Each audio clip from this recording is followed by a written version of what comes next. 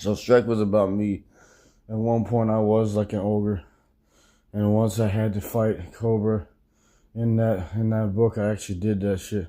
I fought Cobra and I fought his whole army in the dream, and then I finally got us out of the Matrix, and then that's what allowed us to see ourselves the way we truly are, and then that's what gave us the anti-corruption serum.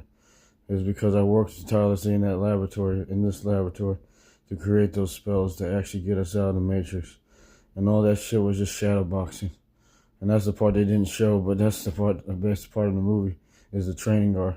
And then we got to the really best part of the movie, which was me fighting out every demon in existence to get all this knowledge, so we could remember ourselves and get out of the Matrix.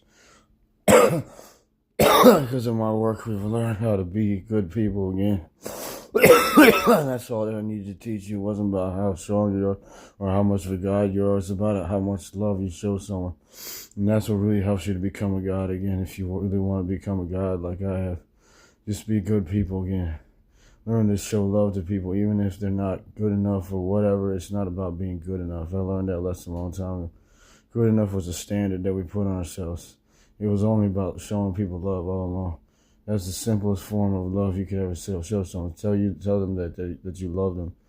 And that's the one thing most people didn't want to say. But when my dad told me he loved me, at the end of his life, he gave me that love back to his son. The love back that I always needed. And that's what showed me something better than pride. I was all about pride and getting pride for everything I did. And once I learned to let go of pride, he helped me to let go of myself from the Matrix. I got to see one day of what it's like for them in hell and how they treat people.